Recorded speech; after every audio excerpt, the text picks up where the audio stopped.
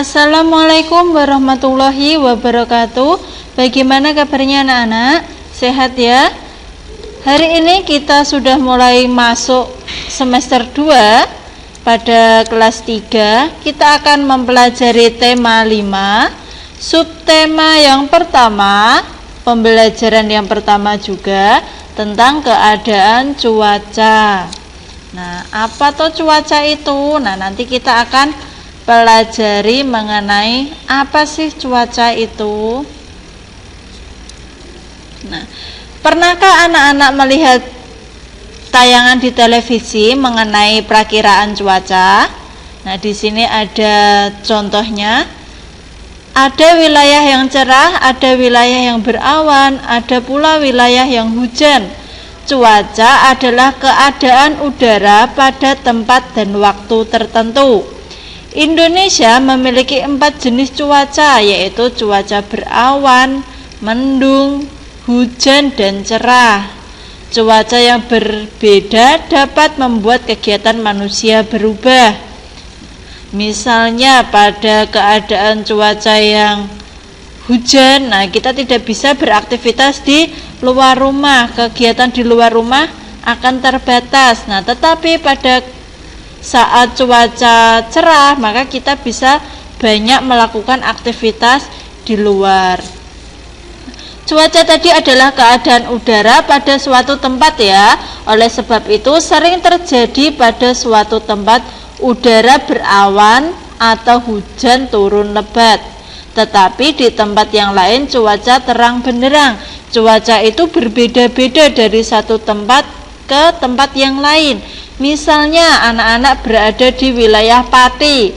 Kalau di wilayah Pati mungkin mendung. Nah, di daerah lain, misalnya di daerah Jepara atau misalnya di Kudus, bisa saja di sana cerah ya, berbeda-beda, beda dengan musim ya. Kalau musim itu dialami oleh beberapa wilayah yang sama, tapi kalau cuaca itu dari satu tempat ke tempat yang lain itu berbeda-beda. Cuaca dapat diperkirakan dari hasil pengamatan cuaca yang dilakukan secara terus-menerus oleh Badan Meteorologi, Klimatologi, dan Geofisika atau BMKG yang berpusat di Jakarta. Nah, BMKG itu yang bertugas untuk mengamati cuaca dan melaporkan hasilnya, seperti ya kalau ada tayangan di televisi, nah itu mereka sumbernya dari BMKG.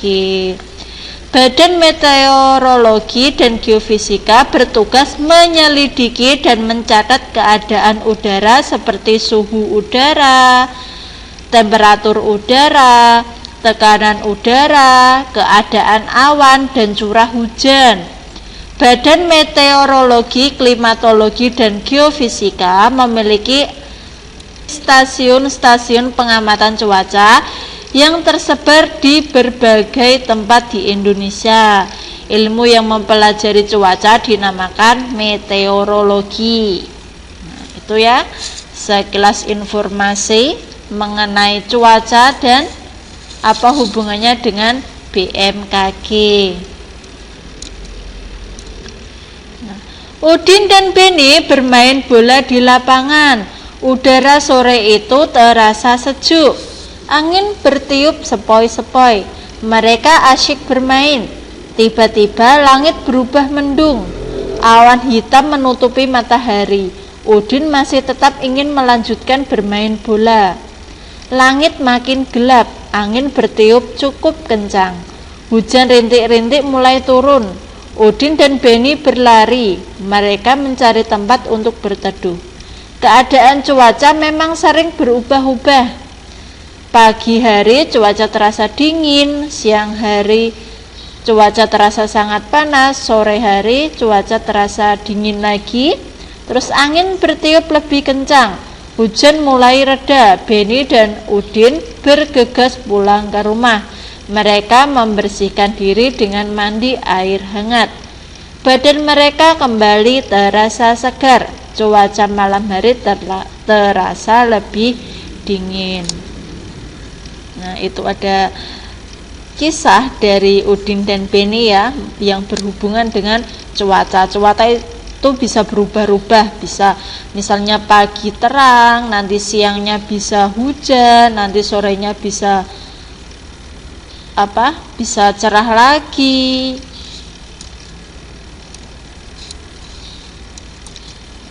Nah, tuliskan keadaan cuaca berdasarkan gambar di bawah ini. Nah, ini ada gambar. Ini simbol apa ya? Kalau menandakan ada awan warnanya hitam berarti dia apa? Nah, ini nanti gambar selanjutnya. Nah, kita bahas dari yang pertama ya. Nah, ternyata ini menandakan mendung ya, awannya berwarna gelap. Lalu yang kedua, nah, malam hari cerah ditandai dengan adanya bulan atau mungkin bintang juga bisa. Malam hari cerah berarti malamnya itu tidak ada mendung di situ, bulannya terlihat, bintangnya terlihat. Nah, ini bisa dikatakan malam hari cerah karena itu lingkungannya warnanya gelap ya, berarti yang lingkaran itu kita anggap sebagai bulan. Lalu yang ketiga, nah ini jelas ya, cuacanya hujan. Lalu yang keempat, nah ini cerah, bisa dikatakan pagi yang cerah karena mataharinya misalnya baru terbit. Lalu yang terakhir, nah berawan karena di situ ada gambar awannya. Nah, ini tadi ya. Ini yang biasanya simbol yang sering digunakan, okay. Simbol yang sering digunakan untuk memberikan informasi cuaca. Jadi tidak ada tulisannya, tapi kalau ada gambarnya kita bisa menebak. Nah, yang pertama ini malam hari cerah ya, bisa dilihat ada bulan, ada bintangnya terlihat. Lalu yang kedua ini hujan ya, ada awannya, ada airnya, menandakan hujan. Nah, ini yang ketiga mendung, warnanya hitam. Lalu yang ini cerah, yang ini sinar matahari ya. Lalu yang kedua berawan. Berawan itu awannya terlihat jadi tidak terlalu panas gitu. Jadi mataharinya tertutup awan. Nah, amati cuaca selama 5 hari. Lengkapi tabel di bawah ini menggunakan simbol cuaca. Nah, ini silakan anak-anak membuat tabel di rumah. Ada pertama, kolom pertama diisi waktu, kolom kedua Senin, Selasa, Rabu, Kamis sampai Jumat. Nah, ini waktunya ada siang dan malam. Contohnya misalnya hari Senin, siangnya berarti siang cerah, digambar matahari simbolnya ya. Simbol kalau cerah itu bagaimana. Lalu malam hari misalnya, nah malam harinya ternyata kok mendung. Nah, digambar aja awan yang mendung. Nah, seperti itu contohnya, bisa anak-anak lanjutkan ya, membuat tabelnya lalu sambil mengamati pada waktu siang hari dan malam hari di tempatnya masing-masing. Nah, tuliskan informasi yang kamu ketahui tentang keadaan cuaca sesuai dengan simbolnya. Gunakan kalimat yang baik dan mudah dimengerti. Nah, sekarang kita membuat kalimat berdasarkan gambar.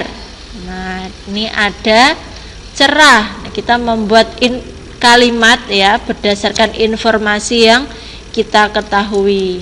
Nah, di sini ada berawan dan hujan. Ustazah kasih contoh yang pertama ya, yaitu cerah. Nah, cuaca cerah merupakan salah satu cuaca yang sering kita alami. Cuaca cerah ini ditandai dengan matahari yang bersinar cerah, langit terang, serta udara terasa hangat. Bisa ditambah lagi, misalnya pada cuaca cerah kita bisa melakukan banyak aktivitas di luar rumah. Kalimatnya bebas ya, yang penting sesuai dengan gambar atau simbol yang diberikan. Lalu yang kedua ada berawan, yang ketiga ada hujan. Nanti anak-anak bisa belajar membuat kalimat sendiri ya, sudah dicontohkan di gambar yang pertama. Nah, ini sekarang kita ke matematika kayaknya di sini. Di sini ada keluarganya Udin. Udin menonton berita perakiraan cuaca di televisi. Ibu membawakan kue bolu kesukaan Udin. 1 loyang kue bolu dengan aroma coklat. Harum coklatnya mengundang selera. Lalu kue tersebut dipotong menjadi 2. 1 kue dipotong menjadi 2 ya. Kuenya dibelah menjadi 2. Setiap potongan disebut 1/2 atau 1/2. Kedua potongan 1/2 dibagi lagi menjadi 4. Sekarang setiap potongan disebut 1/4 atau 1/4. Ibu memotong kue menjadi 8 bagian, berarti setiap potongan merupakan 1/8 bagian dari kue yang utuh. Kata 1/2, 1/4, 1/8 merupakan mengenal lebih jauh tentang pecahan setengah, 1/3, 1/4, dan 1/6. Kita lihat potongan kue di bawah ini. Nah, ini ada 1 kue yang dipotong menjadi 2, dan yang gambar kedua 1 kue dipotong menjadi 4. Nah, setengah ya, ini satu bagian dari 2 bagian ini namanya setengah. Lalu sisi yang sampingnya juga setengah. Nah, kue A 1 dibagi 2 bagian yang sama.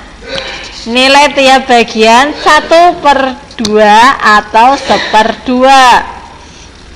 Yang diarsir 1 dari 2 bagian. Nah, ini yang diarsir 1 dari 2 bagian. Nilainya 1/2 atau 1/2. 1 disebut pembilang, 2 disebut penyebut. Nah, berapa bagian pizza yang sudah dimakan oleh Udin? Nah, kita langsung belajar cara penulisan bilangan pecahan ya. Di sini ada yang kosong, ini berarti yang sudah dimakan oleh Udin. Berarti kita tulis 1 ya, yang dimakan, atau bisa juga kita arsir 1 per berapa bagian, berarti 1, 2, 3 sama 4 yang dimakan oleh Udin, berarti 1 bagian dari 4 bagian, ditulis 1/4 ya. Angka 1-nya pembilang, angka 4-nya penyebut. Yang atas itu pembilang, yang bawah penyebut. Lalu gambar yang kedua, Siti senang makan buah apel. Ia ingin membaginya pada Lani dan Dayu. Berapa bagian buah apel dipotong agar Siti, Lani, dan Dayu mendapat bagian yang sama? Berarti 1 buah apel dibagi Lani, Dayu, dan Siti, berarti dibagi 3 ya. 1 orang mendapatkan 1 bagian, berarti ditulis 1 per berapa bagian ini? Iya, 1/3 bagian. Bisa ya? Kalau belum bisa, bisa bertanya kepada bapak ibu gurunya masing-masing, atau bisa juga minta bantuan orang tua. Selanjutnya, cuaca malam hari masih diselimuti hujan. Saat hujan, bulan tak tampak di langit. Ibu mendendangkan lagu Ambilkan Bulan Bu. Ibu menemani Siti belajar di kamar. Ayo kita bernyanyi lagu Ambilkan Bulan Bu bersama-sama. Nyanyikanlah dengan irama yang tepat. Ada bagian yang kita nyanyikan dengan tempo irama cepat. Ada bagian yang kita nyanyikan dengan tempo irama sedang. Ada pula bagian yang dinyanyikan dengan tempo irama lambat. Berarti tempo itu ada cepat, ada sedang, ada lambat.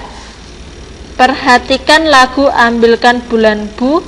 Kalimat 1 dan kalimat 2 memiliki tempo irama yang sama. Sekarang kita mulai bernyanyi. Di sini ada liriknya, bisa sambil membaca. Ambilkan bulanmu yang selalu bersinar di langit, bulan benderang, cahayanya sampai ke bintang. Ambilkan bulanmu untuk menerangi tidurku yang lelap di malam gelap.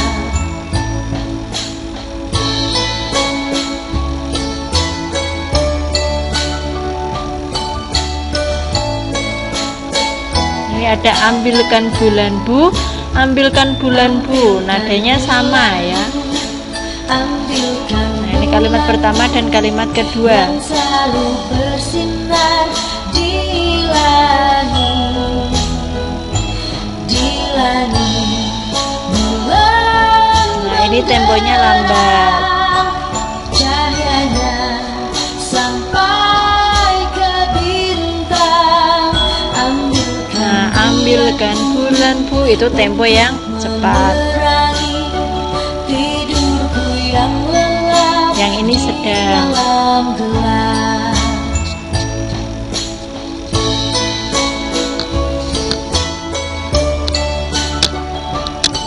Nah, itu ya lagu Ambilkan Bulan Bu.